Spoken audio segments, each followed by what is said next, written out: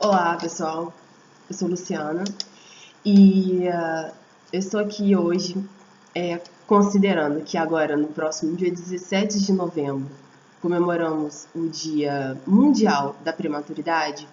Eu vim trazer para vocês o meu relato acerca daquilo tudo que eu passei na UTI em 2012, em setembro de 2012, quando a minha filha nasceu, para compartilhar. Tantas mães me pedem é, esse depoimento, elas querem saber o que aconteceu, como que eu superei toda aquela fase difícil que eu passei lá.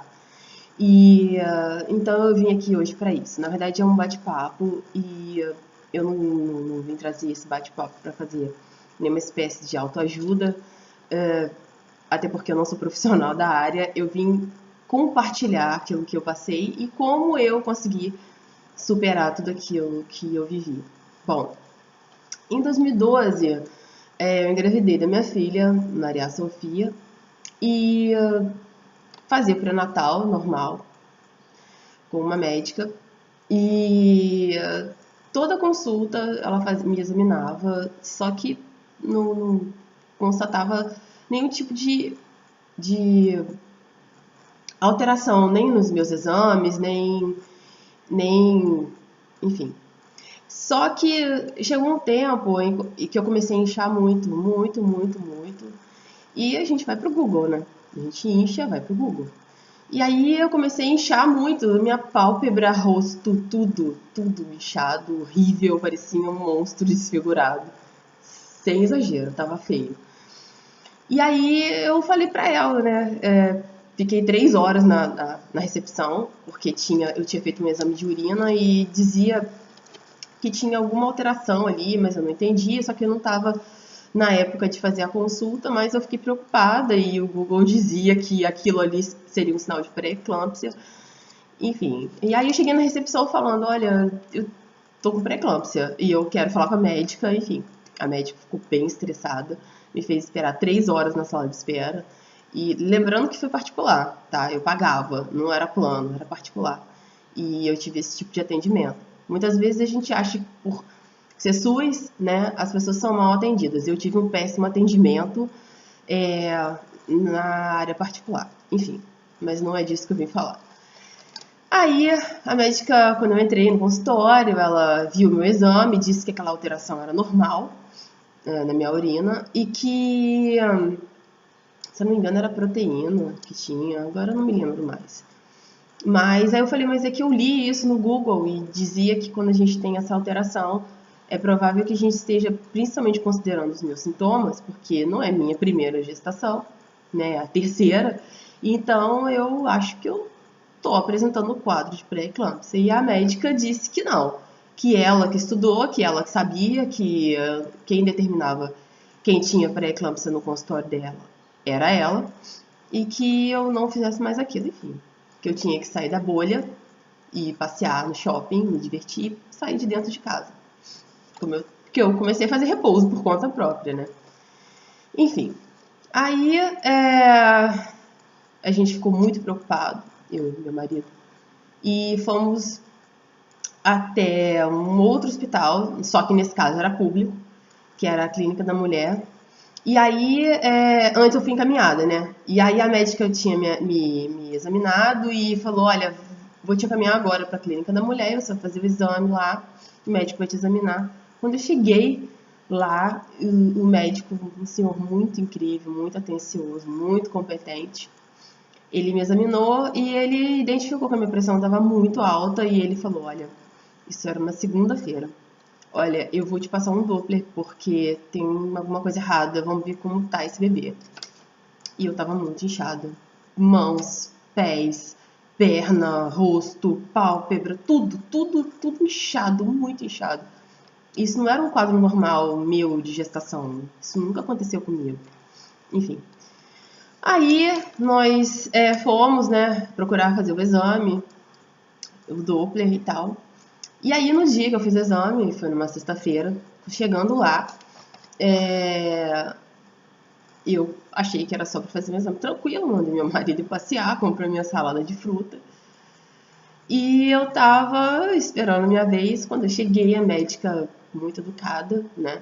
Eu perguntando pra ela, tá tudo bem? Você tá com uma cara de apavorada? Ela só dizia, você pode calar sua boca, por favor? E aquilo, eu ficava, meu Deus, como assim, né? Mas enfim, estou vendo, fica quieta. E eu ficava quieta, sem saber o que estava acontecendo. E o que ela disse? Olha, você vai ter que ir agora pro hospital para você interromper a sua gestação. Então você imagina que é para uma mãe que está esperando o filho com todo o amor e carinho ouvir de um médico que ela precisa interromper a gestação. Gente, foi muito difícil, tá? Muito difícil. E aí eu só pensava assim, bom, então aquela médica estava errada, então eu estou com pré-eclâmpsia, então eu vou perder minha filha, então eu vou morrer. Então começaram a vir todo tipo de ideias na minha cabeça e eu realmente me desesperei muito. E aí eu entrei em contato com toda a família que eu pude falar, me despedir. Falei, olha, tem alguma coisa errada, a médica mandou interromper a gestação.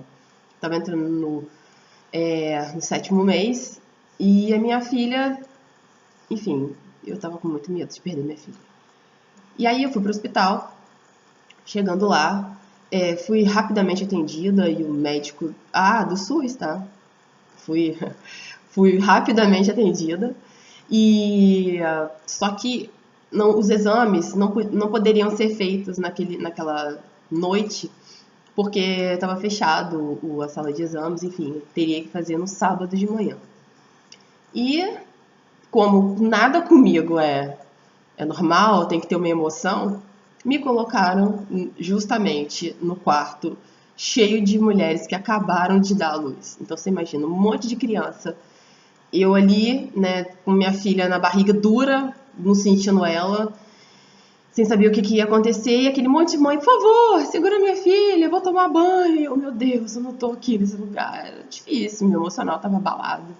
Mas eu tava ali, né, e eu pensei, bom, vou tirar uma coisa boa disso tudo, vai que é um sinal, né? Vai que eu vou sair daqui com a minha filha, então por isso eu tô aqui hoje, não é pra me desesperar. Só que foi bem difícil dormir aquela noite. E tomei a primeira injeção para amadurecer os pulmões da minha filha. E vamos lá, vamos dormir. No outro dia, cedo, eu acordei e já me encaminharam para fazer os exames numa clínica fora do hospital. Chegando lá, a médica não queria me atender porque estava no horário de atender ninguém do hospital, era só os pacientes particulares dela, enfim. E aí quando ela viu a minha situação, quando ela me examinou, ela viu que era bem sério, pediu 1 milhão de desculpas e falou, olha, vai ter que nascer hoje, não dá para esperar tomar mais injeção nenhuma para esses pulmões, esse bebê tem que nascer. Fui pro hospital, tiveram várias coisas que aconteceram, tipo, a ambulância me esqueceu, tive que ligar para casa para alguém me buscar, enfim, mas essa parte eu vou contar no meu livro. Porque se eu entrar em detalhes aqui, vocês vão me ouvir algumas horas, e a ideia do vídeo não é essa. É apenas um depoimento breve, tentarei ser breve. Enfim. E aí voltamos para o hospital e o médico sensacional, o Dr. Rogério, Portugal, ele foi de uma competência, uma maestria, sabe? Ele cuidou de mim, ele me acalmou, sabe? Ele foi incrível, que médico, sabe? É presente de Deus na minha vida. Eu só tenho a agradecer. Enquanto eu existir, eu vou dizer muito obrigada por você ter me atendido em tempo hábil. Enfim. E ele fez o meu parto e aí eu não pude ver minha filha, né? Ela era uma bolinha roxa, sabe? Eu só vi que ela chorou e saiu. Não me deram minha filha pra ver, não podia, né? Enfim, ela foi pra UTI, né? E eu fui pro quarto. Fiquei aquelas horas todas, que eu não me lembro mais quantas horas foram, aguardando todo aquele tempo para saber como era minha filha, como ela tava. E assim, eu não conhecia nada de prematuridade. Não, sabe, o que eu achava que era prematura era um bebezinho pequeno, mas que ia crescer. Só isso, né? Só isso. Só que não era só isso, né? Eu mal sabia o que me esperava pela frente. E fui desesperada quando já acabou o efeito da anestesia, porque eu fiz cesárea, não podia ser parto normal. E antes aconteceu uma coisa muito incrível, sabe? As pessoas sempre têm que ser ignorantes quando você está desesperado ou passando por alguma coisa. Eu me lembro que quando eu entrei para a sala do parto, antes de ganhar minha filha, tinha uma mãe, ela gritando desesperada, tendo as dores do parto. E ela entrou em desespero quando ela viu que eu ia passar na frente, que eu ia fazer uma cesárea, e ela super nervosa, gritando, por que ela vai ganhar o filho primeiro do que eu, e eu tô aqui? Cara, eu não tinha nem força para discutir. Eu tava assim, não sei se eu vou sobreviver a essa cirurgia, né? Porque você ouve falar tão mal de pré-eclâmpsia. Eu, sinceramente, até hoje eu nem procurei ler, sabe, acerca disso, para eu não me desesperar mais. Então, assim, eu já não sabia se eu ia sair dali viva, se eu teria minha filha, e aí vem uma criatura que tá com o filho ali com 9 meses nascendo, ela só tá sentindo dor normal, toda mãe sente dor, né, para fazer um parto, e ela me ofendendo, sabe? Enfim, é difícil. As pessoas têm que aprender a perguntar para as pessoas certas. Ela deveria procurar um médico para saber por que eu estava passando na frente. Eu não ouvi falar comigo de, sei lá, o veneno dela, mas enfim, a gente dá o que a gente tem, né? Então, aí eu fui, né, passar aquelas horas, eu fui pra UTI para ver minha filha, imaginando que eu ia chegar lá e encontrar um bebezinho pequeno. Quando eu chego lá, tem todo aquele procedimento de álcool, lavar as mãos e você, sabe, silêncio, né? Você não vê muita gente, como normalmente acontece, pessoas com flores se encontrando. E aí tinha minha filha dentro de uma incubadora, com uma luz azul, toda cheia de fio. Eu só vi a boca dela. Esse foi o meu primeiro contato com minha filha. Era a única coisa que dava pra ver. Era a boca dela, o tórax dela, que era bem, né, exposto, porque era muito magrinha, você conseguia ver as veias, sabe? Foi bem chocante, sabe? Eu fiquei... Primeira coisa que você pensa, por que eu tô passando isso? O que eu fiz para merecer isso? Como se isso fosse uma punição, né? E não é. Isso pode acontecer com qualquer pessoa, com qualquer mãe que vai dar luz a um filho. E aí foram dias bem difíceis. Eu anotei aqui, eu vou ter que ler para poder mostrar, mas vai ser rápido, tá? Eu anotei aqui o seguinte. A minha filha nasceu com 1,10 kg, né? Porque ela estava com sofrimento fetal e ela nasceu com 1,10 kg. E todo mundo sabe que uma criança, quando nasce, ela perde peso. Então, ela não ficou com 1 kg. Ela pesou gramas depois que ela nasceu. E aí eu achava que, poxa, comi algum quilo, é só respirar que eu ganho 1 quilo.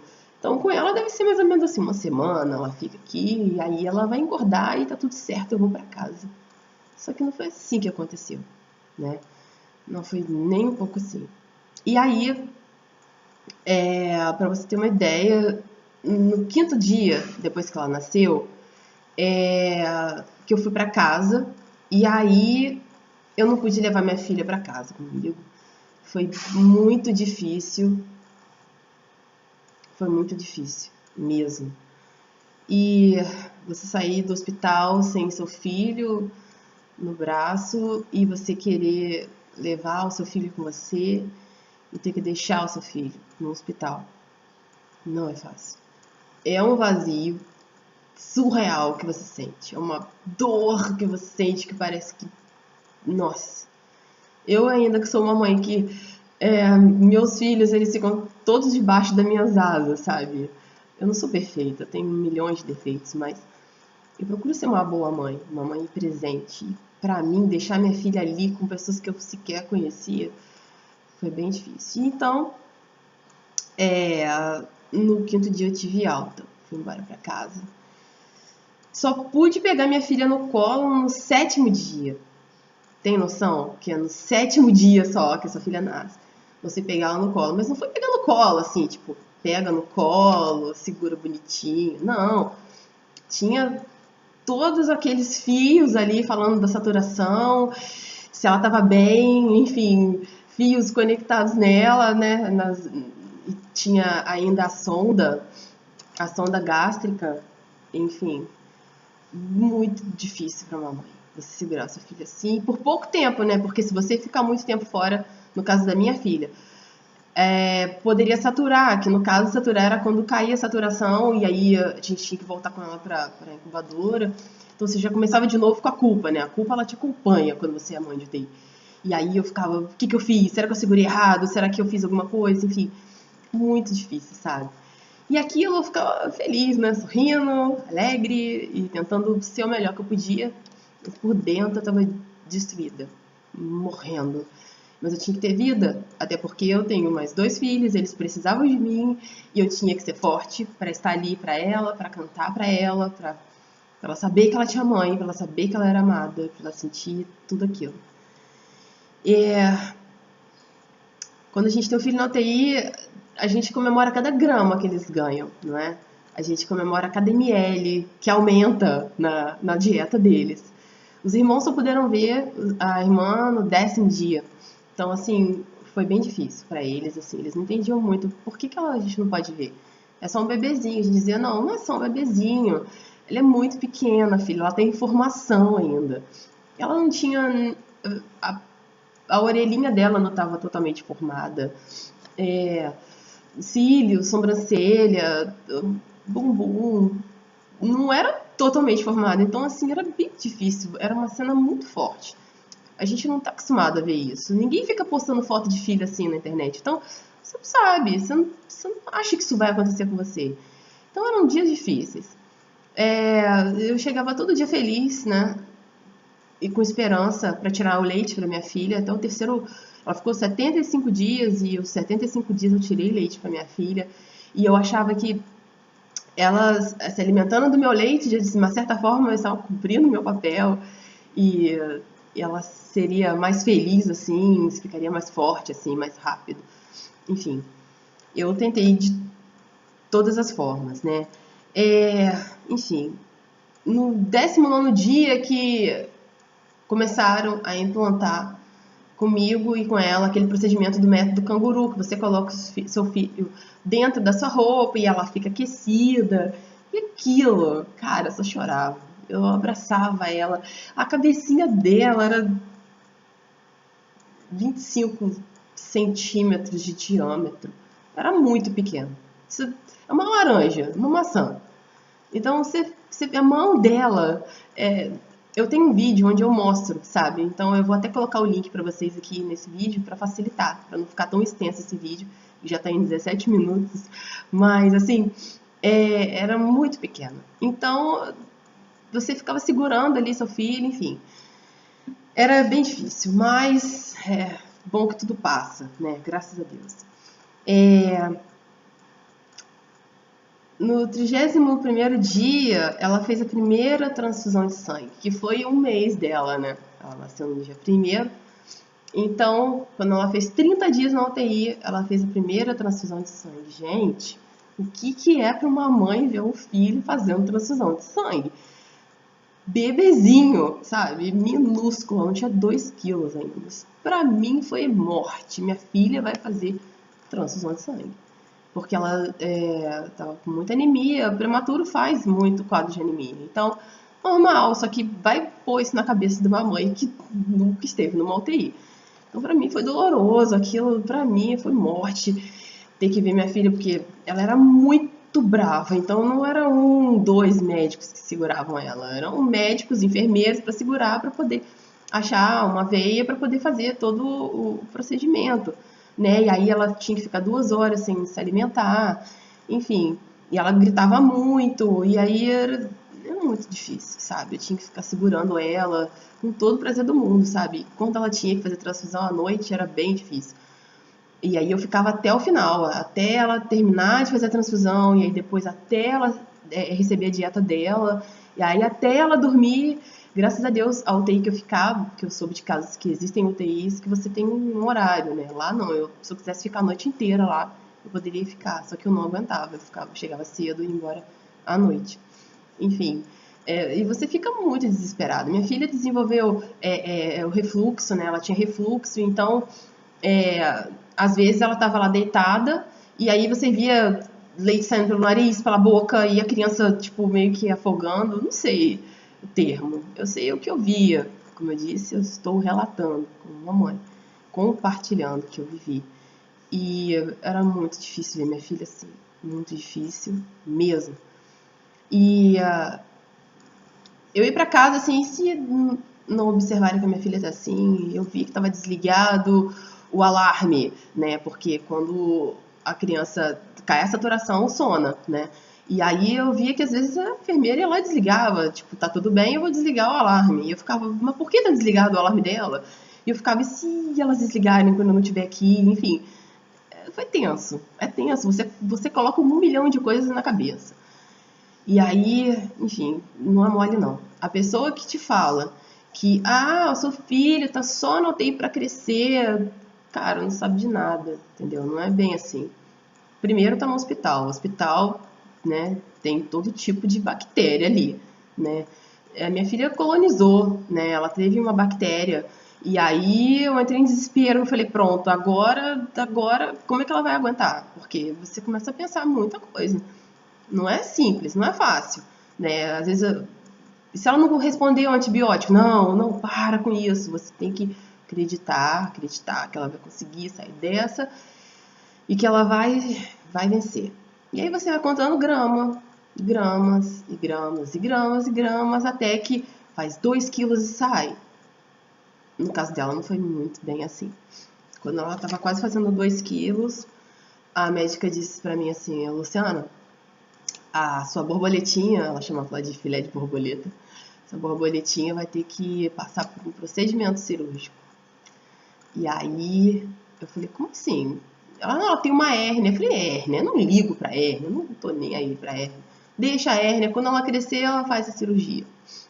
Só que ela falou que era na virilha, né, hérnia inguinal. E tinha que operar, nas duas. Umas bolas enormes, sabe? Tenso. E aí a minha filha, eu falei, tá, né, fazer o quê? Então vamos fazer. Aí, assim que ela fizer 2 quilos, ela vai pra cirurgia. Então, o meu pensamento não era mais fazer 2 quilos pra ter alta, era fazer 2 quilos pra fazer cirurgia. E, gente, fazer cirurgia em filho, levar um filho pra se submeter a uma cirurgia, só quem passa que sabe.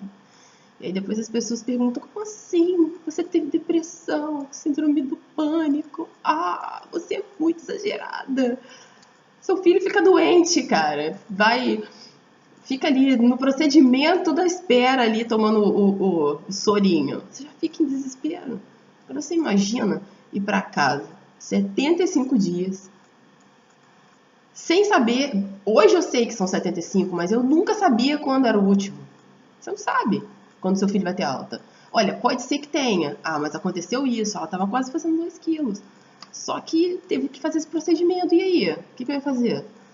Não sabia. Se você começa a procurar na internet assim, criança que nasceu com 1 quilo, quanto tempo ficou na UTI? Era isso que eu fazia. Não achava depoimento de mãe, não achava peso, achava assim, foi o filho de fulano, artista, nasceu com tantos quilos e ficou 45 dias. Eu ficava, yes, 45 dias. Só que aí chegava no 45, minha filha não saía. E nem previsão, e eu ficava desesperada. E aí tinha dia que engordava, tinha dia que emagrecia. E você conta cada grama, cada centímetro que a criança cresce. E quando a criança fica de dieta, não pode se alimentar, você entra em desespero. E aí é difícil, não é mole não. Ser mãe de UTI, você tem que ter nervos de aço. E você o tempo todo se culpando. E quando você sai na rua, seu filho está no hospital, você tem que sair, você tem vida. E aí você precisa comprar coisas ao supermercado e aquele pessoal que te viu grávida. Aí as pessoas, assim, algumas são discretas, mas a maioria não é discreta. E aí a pessoa faz assim, cadê sua barriga? Cadê seu filho? Mas já deu 9 meses? Você diz, não, minha filha tá na UTI. Nossa, o que você fez? Aí a vontade que você tem de pegar um ser humano desse pelo pescoço, sabe? Enfim, fazer muitas coisas. Mas não é sobre isso que eu vim falar. É difícil pra caramba. Aí você tem que ter paciência com você tem que ter paciência com os outros, você tem que ter paciência com as enfermeiras, você tem que ter paciência. Porque, assim, elas estão ali pra trabalhar, mas elas são incríveis. Eu amo as enfermeiras que ficaram com a minha filha. Mas é difícil. Às vezes, você começa a ficar neurótico, né? Elas têm que ter uma paciência com a mãe sobrenatural, porque a gente tá ali, é o nosso filho, cara. E às vezes elas pegam o nosso filho de uma forma que pra gente é grosseiro, mas pra elas é normal. Ah, não, virou. Nossa, por que não vira o cara? Não, vira. Você fala, nossa, e quando eu não estiver aqui, será que pega pela perna? Né? Aí você já começa a viajar. Aí você não dorme, aí você não tem vida. Eu dormi de roupa pra sair. Se alguém me ligasse, olha, é sério, um conselho. Nunca ligue para uma mãe de UTI à noite, porque ela vai entrar em parafuso. Eu já pensava, é da UTI. Quando algum telefone tocava, é da UTI, a minha filha, aconteceu alguma coisa, eu já pensava o pior, porque a gente está ali para pensar o pior. Uma vez eu li que é comparado ao sentimento de uma mãe de UTI a pessoas que passaram por guerra, sabe? É muito forte, gente, isso não é brincadeira, não é frescura. A gente precisa de tanto carinho, de tanta paciência, de nenhuma condenação, porque a gente não tem culpa dos nossos filhos estarem ali. No meu caso, eu não tinha culpa, eu tive pré-eclâmpsia, eu mando na minha pressão. Eu tava comendo tudo sem sal, mas enfim, o que eu posso fazer? A médica não descobriu que eu tava com hipertensão. Então, eu não tomei medicação. Então aconteceu aquilo, enfim. E aí, passaram os dias e a minha filha fez a cirurgia. A cirurgia dela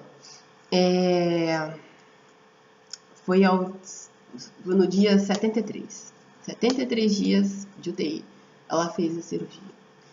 E assim, o mais interessante é que eu me via, né? Eu tenho um hábito de sempre visualizar aquilo que eu quero. Então eu dizia, eu estou indo para a UTI, mas eu vou descer por aquela escada ali com a minha filha para casa. Só que eu não fui para casa. Eu saí com a minha filha sozinha de ambulância para outro hospital para ela fazer a cirurgia. E você vê a sua filha imobilizada, porque ela teve que ser imobilizada. Você vê a sua filha imobilizada para você fazer uma cirurgia num outro hospital, aquele cisquinho de gente. É muito forte. Eu me lembro que eu só conseguia falar assim, cara, Deus, você me ajudou até aqui, né? Por favor, só mais um pouquinho. Me traz ela de volta. E aí, graças a Deus, foi acho que 1 hora ou 2 horas de cirurgia, não me lembro. E aí, eu entreguei a minha filha pro médico antes, né? Eu fui lá levar, eu fiz questão, entreguei na mão do doutor Alberto Zac, que médico incrível. Entreguei minha filha nas mãos dele. E aí ele fez a cirurgia da minha filha e me devolveu. Minha filha viva. E aí levei ela pra UTI de volta na ambulância. E ela ficou mais 2 dias. No 75 dias, alta, pode ir pra casa. Vai ser feliz, cara, sair da UTI é bom demais. Eu tenho foto do berço vazio. Eu queria comprar, como é o nome? Oxímetro, né? Eu queria comprar um oxímetro pra ter em casa, porque eu queria ver a saturação dela.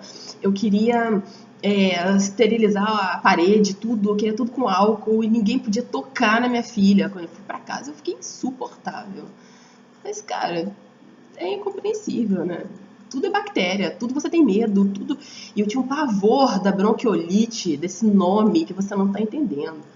Me lembro que na época, uma dose da vacina era R$ 5.000 e eles tinham que tomar 3 doses. E aí, enfim, eu não sei o que aconteceu. Eu sei que ela, enfim, depois eu conto essa parte. No meu livro, mas ela teve bronquiolite, mas graças a Deus não precisou nem ser internada, foi tudo bem, tudo tranquilo e, enfim, foi tudo bem. Aí, voltando, né, porque eu já tô me perdendo aqui, que eu não tô olhando aqui. E aí, quando a minha filha foi pra casa, né, ela saiu do hospital, quando ela foi pra casa, todo aquele cuidado, eu comecei a observar que na virilha dela tinha um caroço roxo. Falei, de novo, culpa. O que você tá fazendo de errado, Luciana? Eu não tava fazendo nada de errado, eu tava cuidando direito, eu tava fazendo o meu melhor, eu não dormia. Eu fiquei 7 dias sem dormir. 7? Não, 6, acho que foram 6. 6 noites sem dormir. Eu não dormia, não conseguia dormir. Eu virada, falava, gente, se fosse adolescente, jovem, eu ia conseguir fácil. Mas agora, com 30 e tantos anos, você já fala, não aguento. Mas eu tive que aguentar. E é brabo. E aí, aquela coisa crescendo, crescendo, crescendo, né? 2 dias depois. E aí eu falei, cara, tem alguma coisa errada, vamos levar no médico. Operou minha filha. Quando eu cheguei no consultório, eu, graças a Deus, consegui marcar uma consulta, porque o dia anterior foi um feriado. E normalmente os consultórios emendam, né? Ainda mais que era uma sexta, mas graças a Deus ele atendeu. Adoro esse médico, como eu gosto dele. E aí ele tava lá, e ele me atendeu, né? E consultou minha filha, ele começou a olhar, ele, você, lembrou de mim, né? Eu acredito que não são muitos pais que entregam seus filhos e voltam para agradecer. Eu entreguei minha filha, né, nas mãos dele no dia da cirurgia, e quando ele devolveu ela para mim, né, e aí eu voltei lá, fiz questão que chamassem ele, e muito obrigada. Acho que ele é médico, ele estava ali fazendo o papel dele, mas ele foi incrível, né? E então eu tinha que reconhecer que ele foi incrível. Aí, enfim, voltando, e aí ele falou assim, olha, não sei o que está acontecendo aqui não, sinceramente, vai fazer agora uma ultrassonografia. Onde eu ia encontrar um lugar que fizesse ultrassonografia depois de um feriado, em Volta Redonda. Difícil, né? Tudo fechado, tudo. Falei, cara, vou voltar pra onde minha filha nasceu e conheço todo mundo lá, vai que alguém me ajuda. Enfim, 75 dias você ir num lugar, no mínimo você consegue uma ultrassonografia. Rápido, ainda mais porque tinha urgência. E aí, enfim, conseguimos fazer a ultrassonografia e aí o médico saiu, esse que fez a cirurgia dela, saiu do consultório, foi pessoalmente nesse hospital que ele nem opera lá, nem atende lá, mas ele foi pessoalmente para ver. Quando ele chegou lá, ele acompanhou a consulta, né, o exame, e aí foi identificado que o ovário da minha filha foi para virilha. E aí acabou tudo, eu peguei ela no colo e eu não tava entendendo nada do que tava acontecendo. Só tava assim, cara, o que tá faltando acontecer agora, né? 75 dias vindo aqui, pré-eclâmpsia. Nossa, não tô precisando de mais emoção. Só que tinha mais emoção. Aí ele falou assim, olha, como médico, eu sinceramente gostaria de abrir sua filha para ver o que tá acontecendo. Mas ela fez uma cirurgia na segunda-feira. E hoje é sexta. Você decide. Você, como mãe, falaria o quê? Falei assim, olha, doutor, vou ser sincero pra você. Eu vou levar ela pra casa. E esse ovário que desceu vai voltar pro lugar. O mesmo Deus que cuidou da minha filha até aqui vai dar a última palavra. Não vou fazer cirurgia nela hoje. Vou embora pra casa. Eu assino o que tiver que assinar. Mas ela não vai ser operada hoje. Eu vou embora. Ele, não, mas olha só. Se você tiver algum problema, você me procura. E imediatamente a gente vai fazer a cirurgia, enfim. Mas terça-feira eu tô no consultório, se você quiser. Você quiser não, na terça-feira você leva ela porque eu quero examinar. Eu falei, tudo bem, então eu vou levar lá e você vê minha filha. Vai estar tudo no lugar, você não vai precisar fazer a cirurgia. E, gente, incrível, graças a Deus. Ela não precisou fazer cirurgia. Eu passei o fim de semana, acho que eu nunca pedi tanto a Deus na minha vida por alguma coisa. E aí o ovário dela voltou pro lugar, depois nós fizemos exames, não tava mais lá na virilha, ele voltou sozinho. E assim, incrível, sabe? E hoje minha filha tem 3 anos, é uma fofa, não teve uma sequela, sabe? Por isso quando a gente se estressa um pouco com as pessoas na rua, porque ela é magrinha, né? Mas ela come, mas ela é magra. O que eu posso fazer? E aí as pessoas cobram isso, né? A gente vive num mundo onde as pessoas lutam contra a obesidade, e aí você vê uma criança saudável, porque ela é saudável, porém é magra. E aí as pessoas cobram isso, né? Elas dizem... uma vez eu encontrei com uma senhora numa loja, nunca vi essa pessoa na vida, e ela teve a coragem de falar assim, você não alimenta sua filha, não? Como é que ela é magra? Quantos anos ela tem? Aí eu olhei pra cara dela, assim, aí a vontade de voar na pessoa, assim, é muito mais forte do que eu. Mas eu consigo segurar, graças a Deus, sou uma pessoa contida ainda. E aí eu falei assim, senhora, a minha filha se alimenta assim. Não, mas a minha neta tem 3 anos e não é igual a sua filha. Vê se tá, sua neta nasceu com 1 quilo? Sua neta foi prematura? Então, senhora, por favor, fica quieta, tá? Cuida da sua vida, seja feliz, um abraço, um bom dia. Isso é difícil. A gente lida hoje, até hoje eu lido ainda com muita coisa, assim. Muita comparação, as pessoas comparam, as pessoas, elas têm esse hábito, né, de comparar e querer dizer. Hoje eu não dou mais satisfação, não, sabe? Hoje eu não sofro mais como antes, não tô nem aí porque as pessoas pensam, ela é magra, ela é saudável, então que bom, né? Pra ela, não vai ter que fazer dieta quando crescer, como a mãe. Enfim, então, o que eu quero dizer é o seguinte: a gente passa pela luta toda, são dias difíceis, mas a gente tem que ter força, sabe? Acreditar em Deus, acreditar que Ele está com a gente. Não culpar pessoas, não culpar ninguém, não foi culpa de ninguém. E fazer o nosso melhor, né? Olhar para frente. A gente tem que olhar para frente. Se a gente teve o privilégio, muitas mães, infelizmente, não têm o privilégio de sair com seus filhos da UTI para casa. Ou, mesmo que depois leve para casa, muitas mães não têm o privilégio de continuar com seus filhos porque acontece alguma coisa e nem sempre eles têm esse privilégio de ter os seus filhos nos braços. Então, se você tem seu filho no seu braço, seu filho sobreviveu a tudo isso, para de olhar para trás, olha para frente. Seu filho quer uma mãe feliz, uma mãe que se ama, né? Porque você não tem como dar amor para o seu filho se você não se amar. Você não tem como passar felicidade para o seu filho se você não estiver feliz. Eles sabem, eles sacam. Criança é inteligente, criança é mais inteligente do que muito adulto por aí, mais sensível. Então, o que eu posso dizer nesse mês que a gente comemora é exatamente a prematuridade.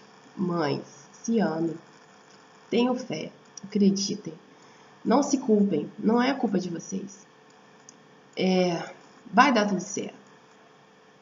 Se Deus quiser, vocês também vão poder estar aqui gravando um vídeo, passando para outras mães essa mensagem de dias turbulentos, mas dias de glória também.